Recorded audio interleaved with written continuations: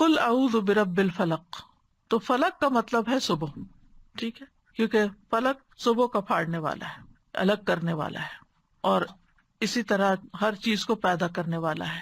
علماء کہتے ہیں کہ اس میں اس بات کی طرف اشارہ ہے کہ جو اندھیروں کو اجالے میں بدل دیتا ہے اور روشن کر دیتا ہے اور اندھیروں کو ختم کر دیتا ہے، تو وہ بیماری اور تکلیف کے اندھیروں کو بھی ختم کر سکتا ہے۔ یعنی جو ہستی، جو رب رات کو دن میں بدل دیتا ہے، وہ میرے دل کے غموں اور اندھیروں کو بھی دور کر کے اس کو روشن کر سکتا ہے، میرے دل کو بھی سکون عطا کر سکتا ہے۔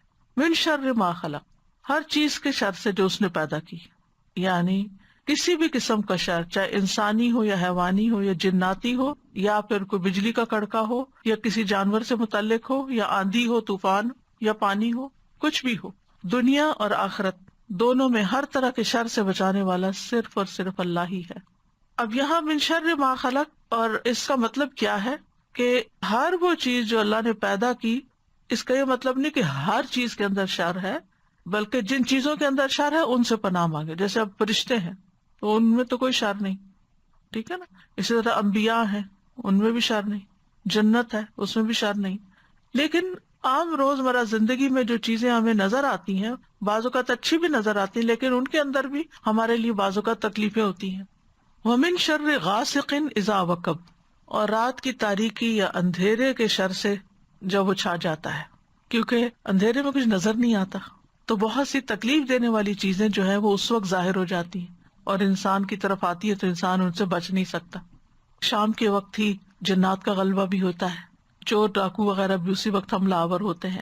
امام ابن قیم کہتے ہیں کہ رات اندھیرے کا مقام ہے، اور اس اندھیرے میں انسانوں اور جنات کے شیاطین اتنا غلبہ پاتے ہیں جتنا وہ دن کو نہیں پا سکتے، کیونکہ دن نور ہے اور شیطان کا زور اندھیروں میں ہے، اور وہ اندھیرے والی جگہوں میں چلتا ہے، اور ان لوگوں پر اس کا زور چلتا ہے جن کے دلوں میں اندھیرا ہے اور وہ تاریکی والے ہیں، یعنی شیطان انہی کو کنٹرول کر پاتا ہے۔ اسی وجہ سے رات کو جادو کا زیادہ غلبہ ہوتا ہے، رات کو اس کی تاثیر بڑھ جاتی ہے، تو لوگ جو جادو کرتے ہیں وہ رات کے وقت قبرستان جا کے غلط کام کرتے ہیں اور مختلف طرح کی چیزیں دباتے ہیں وہاں۔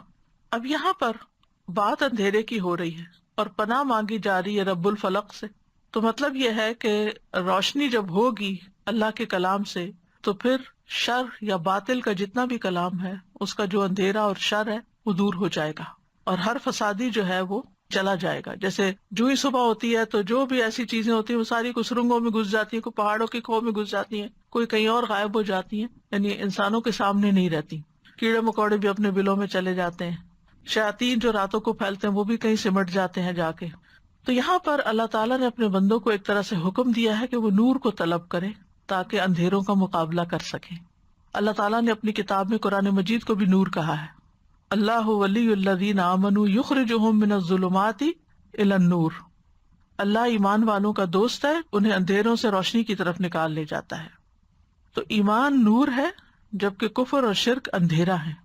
پھر فرمایا ومن شر النفاثات فی العقد، اور جادوگر عورتوں کے شر سے جو اپنے جادو سے گروں میں پھونک مار کے مدد لیتی ہیں، یعنی جادوگروں یا جادوگرنیوں دونوں کے لیے استعمال ہوتا ہے۔ نفاثات، نفاثہ کی جمع ہے جو مؤنث بھی ہو سکتی ہے اور مبالغے کا صیغہ بھی ہو سکتا ہے، بہت زیادہ پھونکے مارنے والے جن کا کام ہی یہی ہے۔ ومن شر حاسد اذا حسد، اور حاسد کے شر سے جب وہ حسد کرے۔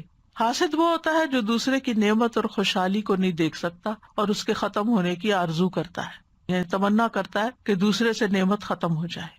اور اذا حسد کے ساتھ اسے کیوں مقید کیا گیا؟ کیونکہ بعض اوقات حاسد نے حسد دل میں چھپایا ہوا ہوتا ہے، ظاہر نہیں کرتا، اور ایسے میں دوسرے انسان کو کوئی تکلیف نہیں ہوتی۔ اگر کوئی شخص کسی سے حسد کرتا ہے، آپ سے کرتا ہے، اور آپ کو پتہ ہی نہیں ہے، تو پھر آپ کو تو کوئی تکلیف نہیں ہوگی، نہ دل میں ہوگی نہ ویسے ہوگی۔ لیکن جب وہ حاسدانہ کوئی کام کرتا ہے، حاسدانہ نظروں سے دیکھتا ہے، یا کوئی ٹونٹ کرتا ہے، یا کوئی ایسی بات آپ کو سناتا ہے جس سے آپ کو تکلیف ہوتی ہے، تو اس وقت بھی انسان اللہ کی پناہ طلب کرے اور اس کے مقابلے پر ویسا نہ بن جائے۔ تو ان تمام قسم کے شر سے بچنے کے لیے ہمیں یہ سورت سکھائی گئی ہے۔ پھر سورت الناس ہے، قل اعوذ برب الناس، کہہ دیجیے میں انسانوں کے رب کی پناہ لیتا ہوں، ملک الناس، انسانوں کے بادشاہ کی، کیونکہ عام طور پر جب کسی کو کوئی پرابلم ہوتا ہے تو بادشاہوں کی طرف، بڑوں کی طرف جاتے ہیں، تو ہم سب سے بڑے بادشاہ کی طرف جاتے ہیں. الہ الناس، لوگوں کے معبود، یعنی اللہ سبحانہ و تعالیٰ کی پناہ لیتے ہیں. تو ان تینوں میں اللہ تعالیٰ کی توحید اور اللہ تعالیٰ کی ملکیت یعنی بادشاہت اور توحید الوہیت کا ذکر ہے. اور ان چیزوں سے وسوسوں کے شر سے پناہ لینے کی بات ہے. آپ دیکھیں کہ پہلی صورت میں کتنی طرح کے شر تھے، لیکن اس صورت میں صرف وسوسوں کا شر ہے. تو اس سے کیا پتہ چلتا ہے کہ انسان کے سب سے بڑے دشمن اس کے اپنے ہی وسوسے ہیں جو اس کے دل میں آتے ہیں، چاہے اس کے اپنے نفس کی طرف سے آتے ہیں، کسی انسان کی طرف سے آتے ہیں، یا کسی شیطان کی طرف سے آتے ہیں.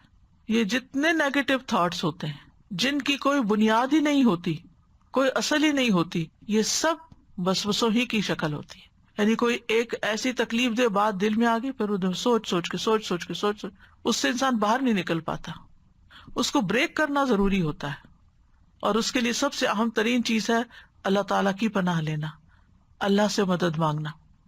اور پھر شیطان کا وسوسہ کیا ہے کہ وہ لوگوں کے دل میں برا خیال ڈالتا ہے، اور بعض اوقات وہ شر یہ ہوتا ہے کہ انسان کو برائی کو خوبصورت بنا کے پیش کرتا ہے اور انسان اس کے جال میں آ جاتا ہے.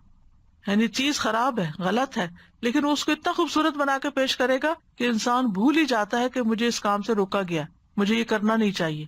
لیکن وہ اس کو اتنا اٹریکٹیو بنا دیتا ہے کہ انسان اس کے پیچھے چل پڑتا ہے، اور بعض اوقات اپنا مال، اپنا وقت، اپنی بہت ساری چیزیں اس کے پیچھے لگا کے ضائع کر دیتا ہے. تو یاد رکھیے کہ جو وسوسہ ڈالتا ہے اس کا طریقہ یہ ہے کہ وہ آتا ہے، خیال ڈال کے چلا جاتا ہے، پھر دیکھتا ہے کہ یہ ذرا بھولنے لگا، پھر دوبارہ آ جاتا ہے. پھر تو اسی لیے فرمایا کہ وسواس الخناس، جو پلٹ پلٹ کے آتا ہے، یعنی انسان کو چھوڑتا ہے ہی نہیں. انسان اور شیطان کی یہ جنگ جو ہے یہ مرتے دم تک ہے.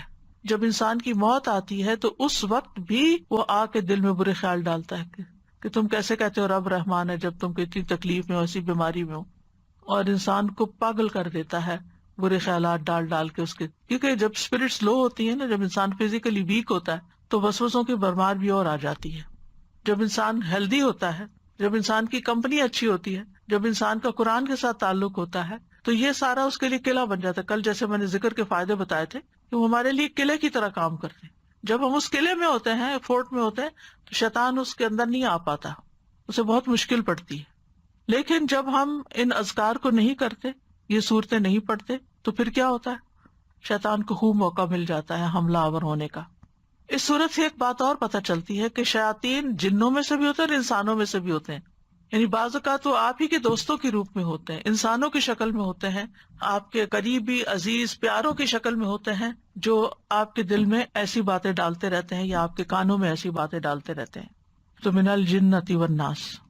تو ان دو صورتوں کے ساتھ پناہ طلب کرتے رہنا چاہیے.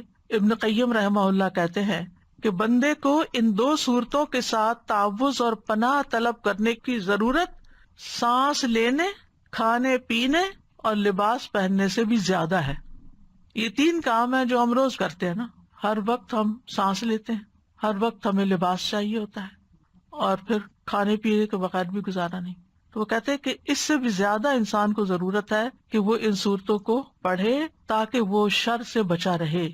سورۃ الفلق جو ہے یہ بیرونی تکلیف دہ چیزوں جو ظاہر میں نظر آتی ہیں ان سے بچنے کے لیے ہے، اور الناس اندرونی شر اور تکلیفوں سے بچنے کے لیے ہے. کیونکہ شیطان بھی چھپ کے وسوسہ ڈالتا، پتہ ہی نہیں چلتا، اور ہمارے نفس کے اندر سے جو خیالات اٹھتے وہ بھی نہیں پتہ چلتے. تو ہمیں ہر حال میں اللہ تعالیٰ کی پناہ لیتے رہنا چاہیے.